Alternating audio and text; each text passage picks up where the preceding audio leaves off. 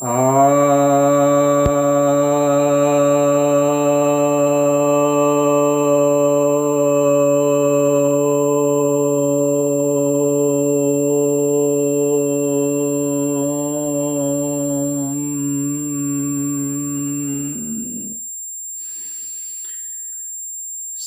भक्तजनों को सप्रेम नमन। भक्तों, आपने विष और अमृत के विषय में सुना होगा। विष के विषय में तो खैर बहुत लोग जानते हैं, बहुत कुछ जानते हैं, लेकिन अमृत के विषय में बहुत कम लोग जानते हैं।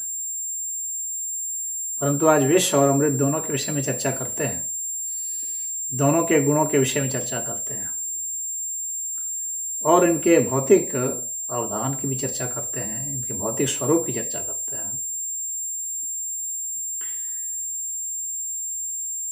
तो अब विष किसे कहेंगे? कोई भी वस्तु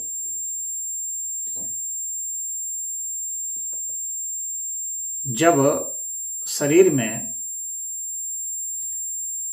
ऐसा प्रभाव डाल दे जिससे हमें रोग हो जाए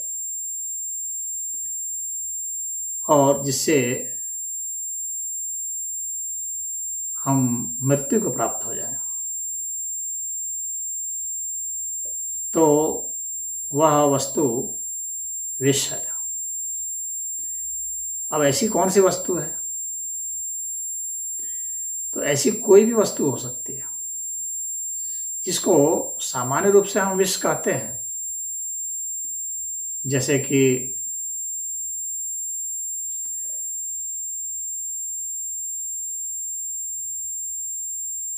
कुचला है, जैसे कि कालकूट है, हलाहल है, बच्छनाग है, मदार है, और सांपों के विष हैं, बिच्छू के विष हैं, पशुओं के जो विष हैं,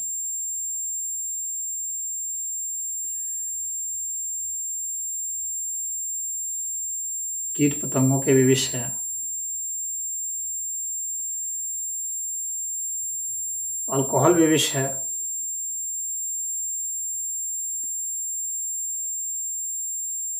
वायु भी विषैली हो सकती है, विषाक्त वायु। कार्बन डाइऑक्साइड की मात्रा, सल्फर डाइऑक्साइड की मात्रा बढ़ जाएगी, नाइट्रोजन डाइऑक्साइड की मात्रा, तो वह विषैली होती है।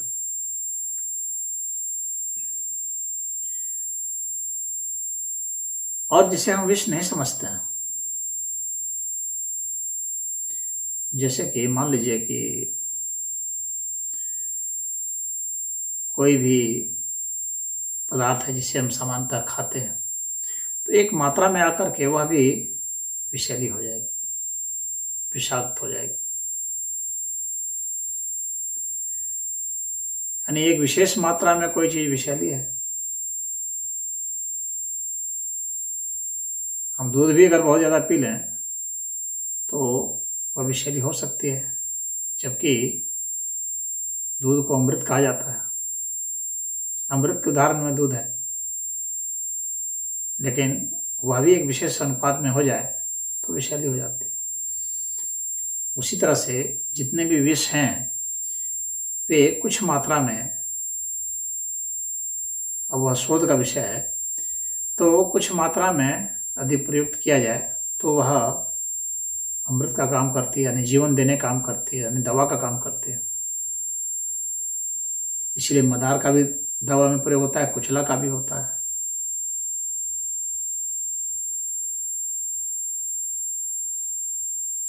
एकोनाइट का प्रयोग होता है, बच्छनाग का भी प्रयोग होता है, कालकूट का, संखिया का प्रयोग होता है। सांप के विष से बहुत दवाएं बनती हैं,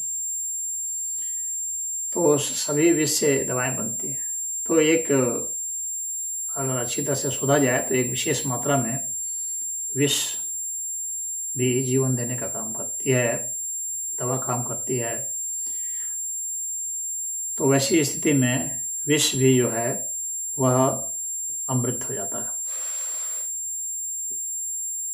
विष के जो गुण चरक ऋषि ने बताए हैं वह मैं आपको बता रहा हूं। 10 गुण उन्होंने बताए हैं विष के। तो वे जो 10 गुण हैं उनका मैं वर्णन कर रहा हूं। लघु, रुक्ष, आशु, विशद, व्यावायी, तीक्ष्ण, विकासी, सूक्ष्म, उष्ण और अनिर्देश्य, ये 10 गुण बताए हैं। भागवत जी ने इसमें एक और जोड़ दिया है, अपाकी। लघु अर्थात बहुत हल्का होता है यह जो विष होता है। रुक्ष अर्थात रूखा होता है। आशु अर्थात बहुत तेज होता है, फुर्तीला होता है, यानी इसमें गति बहुत होती है। विशद अर्थात तेजी से फैलता है। व्यावायी अर्थात यह विघटन करता है, पृथक करता है, अलग अलग कर देता है। इससे हमारे खून में जाएगा, खून को अलग अलग कर देगा, थक्का जमा देगा, विघटन कर देता है शरीर में। तीक्ष्ण होता है अर्थात इसमें भेदन की शक्ति होती है। हमारे अंगों को यह भेद देता है, छेद कर देगा उसमें। विकासी होता है अर्थात उसको विकृत करके एक दूसरे अर्थ में बोला देता है। सूक्ष्म होता है, और विकासी का एक और भी अर्थ है इसमें कि वह जो सामान्य तत्व है उसको भी अपने साथ जो है विषैला बना देता है। यानी एक तो स्वयं विष है और उसके साथ अन्य को भी जो उसके इर्द गिर्द है उसके साथ रिएक्शन करके उसको भी विषैला बना देता है, यानी अपने ग्रुप में और शामिल कर देता है। तो शरीर में बहुत विष हो जाते हैं। तो यह भी एक विकासशील का अर्थ होता है।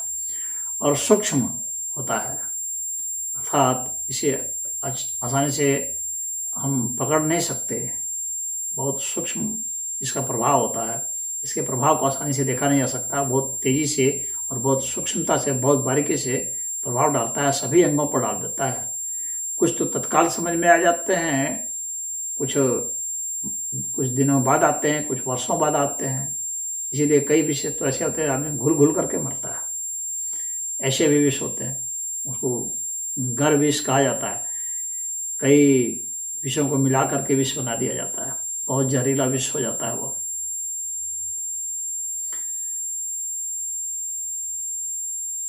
और एक गुण है उष्ण, यानी वो गर्मी पैदा करता है विष। शरीर में जाने पर शरीर गर्म हो जाता है। और अनिर्देश्य एक गुण है अर्थात उसका वर्णन करना बहुत कठिन है। वह वर्णन में नहीं आ पाता है, इतने उसके सामूहिक उसके परिणाम होते हैं कि उसको वर्णन करना बड़ा कठिन हो जाता है। और अपाकी जो वाग्भट जी ने कहा है अर्थात वह पचाया नहीं जा सकता, पचता नहीं है विष। पच जाएगा तो फिर वह विष नहीं रह जाएगा। और इससे क्या होने लगता है, पेट में मरोड़ होने लगता है, ऐंठन होने लगती है, जी मितलाने लगता है, घबराने लगता है, अंधेरा छा जाता है आंखों के सामने में, जीभ काला पड़ जाता है, अंग काला पड़ जाता है, अंग गलने लग सकता है, शरीर में जलन होती है, धमनियाँ जो है सिकुड़ने लगती हैं, फैलने लगती हैं अनियमित तरीके से, गति मंद हो जाती है, आलस्य आने लगता है, मूर्छा आने लगती है, चक्कर, बेहोशी, पागलपन, उन्माद हो जाता है। तो इस तरह के बहुत सारे लक्षण आ जाते हैं। कई तरह के रोग हो जाते हैं। बवासीर का रोग हो जाएगा, पीलिया का रोग हो जाएगा, शरीर में सूजन हो जाएगी, घबराहट होने लगेगी, तो उल्टी, दस्त, ये सब शरीर में होने लग जाते हैं। हिचकी आने लगती है, पीड़ा होने लगती है, बहुत शरीर बहुत दुर्बल हो जाता है, सुनने में, देखने में, बोलने में परेशानी होने लगती है, सांस लेने में परेशानी होने लगती है, सब जगह जोड़ों जोड़ों में दर्द होने लगता है, व्यक्ति के प्राण फिर निकल जाते हैं यदि उपचार नहीं हो पाया तो ये जो है विष के लक्षण हैं और विष के इस तरह से गुण होते हैं। अब अमृत क्या होता है? अमृत तो सिर्फ शब्द के रूप में सुना जाता है। अमृत का मतलब कि जो ऐसा है जो हमें जीवन देता है, या लोग सोचते हैं कि अमृत का मतलब है हम जिसे पी लें तो अब हम कभी मरेंगे नहीं। ऐसा नहीं है। अमृत का मतलब है कि कुछ जो हमें जीवन देता है, जो हमें लंबी आयु देता है, जो जब तक उस अनुपात में है मरने नहीं देता। यह बात सच है। कुछ लोग सोचते हैं कि अमृत होता ही नहीं है, बस एक नाम है, कल्पना है, बस अमृत कहाँ होता है, सब तो मर ही जाते हैं। लेकिन अगर ऐसा होता तो हम जीवित कैसे हैं? सोचने वाली बात है। जब तक हम मरे नहीं हैं तब तक जीवित कैसे हैं? तो हम जिस शक्ति से जीवित हैं उसको ही अमृत कहा जाता है। जिस शक्ति से हम जीवित हैं वो शक्ति का नाम अमृत है, और जिस पदार्थ से हम जीवित हैं उस पदार्थ का नाम अमृत है। तो जो कुछ भी हम खाते हैं, जो हमें जिंदा रखने में समर्थ है, जो हमें बढ़ाने में समर्थ है, वह पदार्थ अमृत है। जिस तरह से जिस पदार्थ को हम खाते हैं कनपात में तो उससे हम मर जाते हैं, तो वह विष है। तो उसी तरह से हम जिस पदार्थ को खाते हैं और जीवित रहते हैं वह पदार्थ ही अमृत है। उसको ओज कहा जाता है। आयुर्वेद में उसको ओज कहा गया है। जिस तरह से विष के 10 गुण हैं उसी तरह से ओज के भी 10 गुण हैं। तो ओज के जो 10 गुण हैं वो उसका वर्णन भी आयुर्वेद में किया गया है। तो वह मैं आपको बता रहा हूँ और श्लोक ही पढ़ दे रहा हूँ। गुरु शीतम मृदु शल्लक्षणम बहलम मधुरम स्थिरम प्रसन्नम पिच्छिलम स्निग्धम ओजो 10 गुण स्मृतम।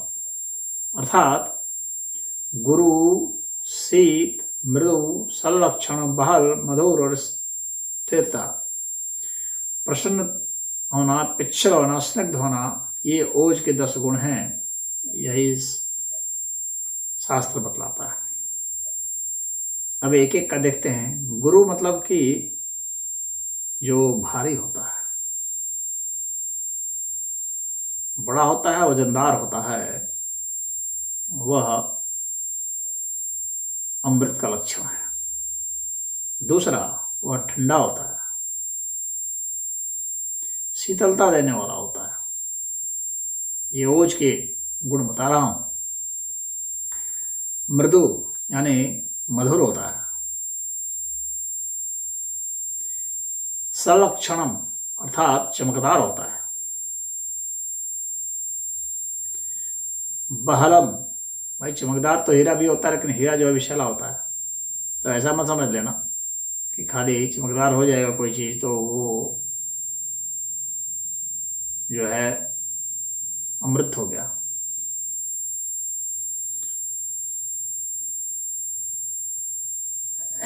लेकिन इसकी चमक अलग होती है। जैसे सोने की चमक होती है, इसलिए सोना विष को हरता है। खैर उदाहरण बाद में बताऊंगा। बहलम अर्थात जो सघन होता है, घनीभूत होता है। मधुरम मीठा होता है जो। तो मृदु मतलब भी मीठा और मधुरम मतलब भी मीठा। तो मृदु मतलब कोमलता लिए हुए, कोमलता लिए हुए, और मधुर मतलब मीठा, स्वाद का मीठा। और मृदु मतलब कोमलता लिए हुए, जो मिठास होती है वह।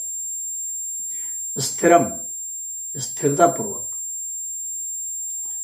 इसमें स्थिरता हो, यानी जो ज्यादा देर तक टिकता हो शरीर में, जिसमें टिकने की क्षमता हो, यानी इसको शरीर हमारा ग्रहण कर ले और उसको अपने साथ बांध ले, यानी टिका ले, यानी ऐसा रिएक्शन हो। कि शरीर में वो एब्जॉर्ब हो जाए।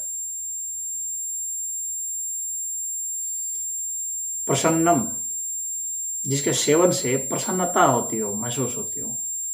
यहाँ पर चित्त का एक बहुत बड़ा गुण आ रहा है, चित्त का, क्योंकि प्रसन्नता, दुख जो है, दर्द है, तो वह दर्द देने वाला चीज विषैला होता है, दुख देने वाला चीज विषैला है, और प्रसन्नता देने वाली चीज जो है वह क्या चीज है? वह ओज है, अमृत है। जो चीज आपको प्रसन्नता देती है वो अमृत है, जो दुख देती है वो विष है। पिच्छलम, ऐसा चिकनापन जो फिसलता हो।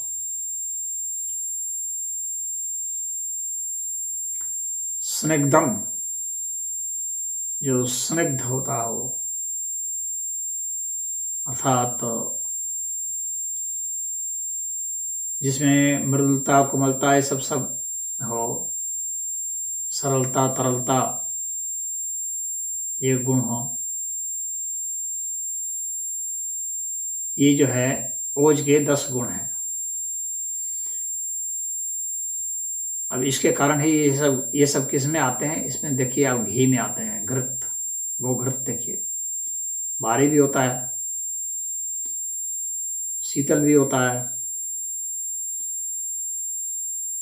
और मृदु भी होता है, पिच्छल भी होता है, चमकदार भी होता है, सघनता भी होती है, स्थिरता भी होती है। इसलिए घी अमृत माना जाता है। इसलिए घी हर प्रकार के, जितने भी प्रकार के विष हैं, उसका जो नाश करने वाला वह घी है।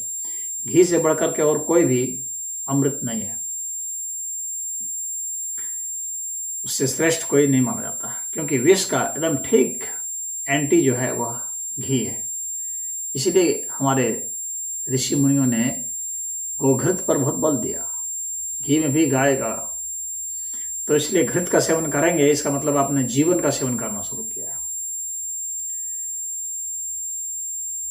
तो घृत का सेवन करके हम विष को दूर कर सकते हैं। तो किसी प्रकार का विष हो, यदि आप घृत का सेवन कर लेंगे, घृत को खा लेंगे, घृत को लगाएंगे, मालिश करेंगे, तो विष का नाश हो जाएगा। जो पंचामृत बनती है, आपको पता है पंचामृत के अंदर 5 अमृत कहा जाता है, जो प्रसाद चढ़ाया जाता है जब पूजा पाठ होते हैं, कथा हवन होता है, उससे पंचामृत बनता है। उसमें देखिए उनको अमृत कहा गया है, तो अमृत के वही सब हैं, दूध, दही, घी, मधु और शर्करा, गन्ना का जो रस होता है वो, इनको मिला देने से अमृत बनता है, पंचामृत उसको कहते हैं। उसका सेवन कराया जाता है। तो जो गाय का दूध होता है उसको भी अमृत कहा गया है। पयः, वह जो है वह अमृत है। इसीलिए गाय के दूध में क्षमता है हर प्रकार के विष का नाश करने का और हर प्रकार से आपके जीवन को बढ़ाने का। तो जीवन को बढ़ाने में गाय का घी और गाय का दूध, ये अमृत है। इसीलिए इनका सेवन आपको करना चाहिए। लोग इसको नहीं पाल के कुत्ते पाल रहे हैं। कुत्ते पालने के विरोधी नहीं हो, लेकिन गाय को पालते हुए कुत्ते पालें। गाय को छोड़ देंगे और कुत्ते को पालेंगे तो अमृत तो नहीं पाएंगे आप, विष ही पिएंगे। और शराब लोग पी रहे हैं जो कि विष है। वाग्भट जी ने उसको ओज के विपरीत माना है, मद्य को, उसको ओज के विपरीत माना है, मद्य को और विष को एक तुल्य माना है। कहा है कि ये दोनों ही ओज के नाशक हैं। विष ये जो हैं और शराब ये दोनों नाशक हैं। मादक द्रव्य जो है वे नाशक हैं ओज के, तो वे विष हैं। तो जो अमृत तत्व है उसका सेवन कीजिए। और ये भौतिक अर्थ में ये जो ओज है ये आपको अमृत मिलता है। तो जब तक हम तब तक नहीं मरते हैं जब तक ओज धातु हमारे में होती है, यानी जब तक ये सारे गुण हमारे में होते हैं तब तक हम नहीं मरते हैं, तब तक हम जीवित रहते हैं, इसीलिए तब तक हम अमर हैं। इसी को जान लें। तो हम क्या क्या चीज़ खाएंगे। अब देखिए, मधु में ऐसे गुण होते हैं कि तुरंत एब्जॉर्ब हो जाता है शरीर में, तुरंत हमें शक्ति ताकत देता है। घी में सबसे ज़्यादा ताकत होती है, स्थिरता होती है, अस्थाई बल होता है घी में। मधु तो तुरंत बल देता है लेकिन अस्थाई बल नहीं दे पाता है। घी लंबे समय तक अस्थाई बल देता है। दूध हमें पुष्ट रखता है। तो ये सब जो हैं यह हमारे लिए अमृत का काम करते हैं। उसी तरह से कुछ जो है औषधियाँ भी होती हैं जिसको कि अमृत तुल्य माना गया है, जैसे आंवला है, हरड़ है, सिरिस का बीज है, हल्दी है, दारू हल्दी है, पाठा है, हुलहुल है, कौशातकी के फल हैं, शारीवा है, सौंठ है, काली मिर्च है, पीपल है। पीपल के पत्ता का यूं ही नहीं पूजा होता है। पीपल सबसे ज़्यादा विष का नाश करने में अव्वल है। सांप ने अगर काट लिया है तो पीपल के डंठल को अगर आप कान में लगा देंगे तो वो जो है मरीज चिल्लाएगा लेकिन वो सारा विष सोख लेगा। जहाँ काटा है वहाँ का दूध लगा दीजिए, नाश कर देगा। तो बार बार कान में लगाया जाता है, उसको फेंक दिया जाता है थोड़ी थोड़ी देर के बाद, और उसको सटाना नहीं है, बस बाहर ही रखना है, वो खींच लेगा विष। तो कहने का मतलब है पीपल में वो ताकत है। तो ये सब जो है अपामार्ग होता है और उसमें बहुत शक्ति होती है। वो सब अमृत है, औषधि में अमृत माने जाते हैं ये सब। नाग केसर होता है, केसर होता है। धातु में सोना है, सबसे तगड़ा विषनाशक होता है। इसलिए जो सोना पहनते हैं वो उसमें ओज बढ़ जाता है, शक्ति बढ़ जाती है, जीवन शक्ति बढ़ाता है सोना। सोना पहनने से, सोना खाने से, सोना पीने से, सोना पिया भी जाता है, सोना का पानी बनाकर उसको पिया जाता है। वह इतनी बढ़िया चीज़ है, ताकत देता है। जटामानसी है, गोरोचन है, ताइस पत्र है, तमाल पत्र है। ये सब जो है विष के नाशक हैं। मुलैठी है आपका, या जो आपको आसानी से आपके घर में ही मिल जाते हैं। ये सब जो है ये बला है, बला चतुष्ट जितने हैं ये सारे बला जो हैं ये आपको लाभकारी है। प्रियंगु है, कूट है, तगर है, पिपली है। ये सब जो हैं विष नाशक हैं, यानी ओज वर्धक हैं। ये सब अमृत हैं, इसलिए इनका सेवन शास्त्र में बताया जाता है। उसी तरह से इलायची भी है, चंदन है, सोनागेरू है। तो इस तरह से बहुत सारे औषधियाँ हैं। ये सब विष हैं। तो ये सब भौतिक रूप में जो ये विष कार्य अमृत है। तो ये सब जो भौतिक रूप में ये अमृत आपके सामने उपलब्ध हैं, जिनका मैंने नाम लिया, तो इनका आप सेवन करेंगे तो होगा। उसी तरह से गुड़च है, उसका भी बहुत है। अन्न में जौ है। तो ये सब विष को नष्ट करते हैं, यानी ओज की वृद्धि करते हैं। तो ये सब सेवन करने योग्य माने जाते हैं। तो आप भौतिक रूप से जो हमारे सामने अमृत उपलब्ध हैं वे ये सब हैं। और दूसरे तरह के और बाकी जो क्रिया, तो वो शुद्ध वायु लीजिए, ऑक्सीजन लीजिए, वह है, शुद्ध जल लीजिए। ये सब जल जो है हमें जीवन देते हैं, लेकिन जल से ही विष भी निकलता है, विष भी बनता है। समुद्र से ही विष निकला है। तो एक अनुपात में और एक सही मात्रा में हमें वह अमृत के रूप में मिलेगा और वही विषैला भी हो सकता है। तो अमृत के रूप में प्रयोग करना है तो उसमें सफाई होनी चाहिए, उसमें मूल तत्व होना चाहिए। और वही को घड़े में अगर हम रखते हैं तो हमारे शास्त्रकार बतलाते हैं कि अगर हम जल को साफ करके घड़े में रखते हैं 8 घंटा 10 घंटा, तो उसमें उसके ऐसे तत्व उसमें आ जाते हैं, ऐसे मिनरल्स आ जाते हैं, माइक्रो न्यूट्रिएंट्स आते हैं जो कि शरीर को पुष्ट करते हैं। तो वैसा जो जल है उसको अमृत जल कहा जाता है। उस तरह के जल का सेवन करने के लिए बताया गया है। तो सब रोगों के तो अपने घर में आप घड़े में जल रख करके उसका सेवन कीजिए, तो फिर उसका मजा देखिए। वो आपकी जीवन शक्ति को बढ़ाता है, ओज को बढ़ाता है। तो शुद्ध वायु हो, प्रदूषण से हट करके अलग रहें, तो वह ऑक्सीजन का लेवल वहाँ अच्छा रहेगा, तो वह आपको बढ़ाएगा। तो अमृत वायु है। तो इस तरह से हमारे ऋषि मुनियों ने हमें बताया, वो काफ़ी वैज्ञानिक तरीके से, कोई अंधविश्वास नहीं डाला है और न झूठी बात बताई है। तो ये है। उसी तरह से जो अब ये विष को कौन बढ़ा देता है, विष की जो शक्ति है उसके विषय में बताया जाता है कि विष को ये बढ़ाने वाला कौन है भाई, जो विष को बढ़ाता है। तो जो विष को बढ़ाता है तो वैसे चीज़ों से हमें दूर रहना चाहिए। तो विष को बढ़ाने वाले तत्वों की भी हमारे शास्त्रकारों ने बताया है कि हमें कि कौन कौन चीज़ से बचना चाहिए जो हमारे विष को बढ़ाने वाला है। तो देख लीजिए, कहते हैं कि अगर भूखा रहेंगे तो विष बढ़ जाएगा, धूप में विष बढ़ जाता है, प्यासा रहेंगे तो विष बढ़ जाएगा, शोक में भय में रहेंगे तो विष बढ़ जाता है, क्रोध में रहेंगे तो विष बढ़ जाता है, काम वासना में रहेंगे तो विष बढ़ जाता है, पतली टट्टी हो रही है मतलब विष बढ़ जाता है, अजीर्ण हो गया तो विष बढ़ गया,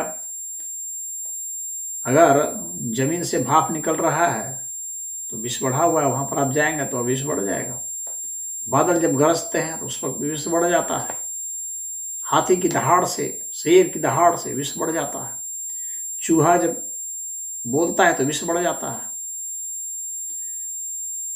जब ढोल बजाया जाता है तो भी विष बढ़ जाता है बहुत जोर जोर से। यानी ध्वनि का एक विशेष, जब ज्यादा तेज ध्वनि करेंगे तो वो विषैला हो जाएगा, जिसको आप ध्वनि प्रदूषण कह सकते हैं, विष बढ़ जाता है। पूर्व हवा चलती है तो वो विष बढ़ जाता है, कमल की गंध से भी विष बढ़ जाता है। तो ये सब जो है विष को बढ़ाने वाली चीजें हैं। तो ऐसी चीजों से हमें दूर रहना चाहिए। मधुर वाणी बोलेंगे, मधुर संगीत सुनेंगे तो ओज बढ़ाएगा, यानी अमृत तत्व तो बढ़ेगा।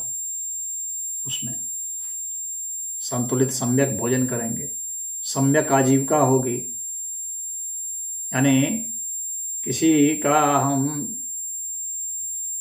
वो बिना हरण किए हुए ही, बिना किसी के सताए हुए जो धन हम कमाते हैं उससे हमारा ओज बढ़ता है, अन्यथा शोषण करके बढ़ाएगा इसका नहीं बढ़ेगा। तो लब्बो लबा इतना था, जो काफ़ी बड़ा वीडियो बन रहा है, तो इसीलिए तो मैं आप लोग को यही बताना चाहता हूँ कि हम लोग प्राणायाम से, योग से, ध्यान से अपने में ओज बढ़ा सकते हैं, अमृत तत्व बढ़ा सकते हैं, भोजन से भी बढ़ा सकते हैं, पीने से बढ़ा सकते हैं, अच्छे कर्म से, अच्छे विचार से हम लोग ओज बढ़ा सकते हैं, अच्छे भाव से ओज बढ़ सकता है। तो भजन कीर्तन सत्संग स्वाध्याय से हम बढ़ा सकते हैं, सत्यनिष्ठा से ओज बढ़ेगा। ये सब अमृत तत्व माने गए हैं, शास्त्रकारों ने इन्हें ही कहा है अमृत तत्व। तो इसमें इतना ही आज विष और अमृत के विषय में आपको बताया, ओज के विषय में बताया। तो मुझे उम्मीद है आपने इसे गौर से सुना और समझा। अगर किसी प्रकार की कोई दिक्कत, हम लोग के वेद में अमृत का ऋग्वेद में वर्णन आया है, उसी तरह से विश्व की अन्य सभ्यताओं में भी अमृत के विषय में कहा जाता है नेक्टर, तो एम्ब्रोसिया। अब यह जो अमृत तत्व है जिससे हम शाश्वत सत्ता को प्राप्त होते हैं, अमर तत्व को प्राप्त होते हैं, जो उपनिषदों में भी कहा गया है,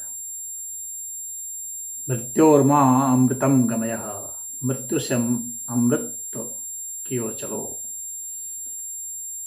तो वह जो अमृत है वह तो खैर आध्यात्मिक मामला है, जहाँ शाश्वत सत्ता जो हम हैं वहाँ तक जाने की बात है। अज्ञानता ही विष है और परम ज्ञान ही अमृत है। तो वह एक दार्शनिक संदर्भ हो जाता है, आध्यात्मिक संदर्भ हो जाता है। लेकिन आज जो हमने यहाँ पर चर्चा की वह चर्चा भौतिक अर्थ में है, जिसको कि हम किसी भी स्थिति में प्रयोग के द्वारा भी आजमा सकते हैं और सिद्ध कर सकते हैं, देख सकते हैं। और जो आध्यात्मिक तत्व है, वह जो शाश्वत सत्ता है, वह तो खैर साधना का विषय है। तो उस विषय पर तो अक्सर चर्चा करता ही रहता हूँ, उस विषय पर तो बहुत सारे वीडियो बनते हैं। लेकिन आज इस भौतिक अमृत तत्व के विषय में वीडियो बनाया।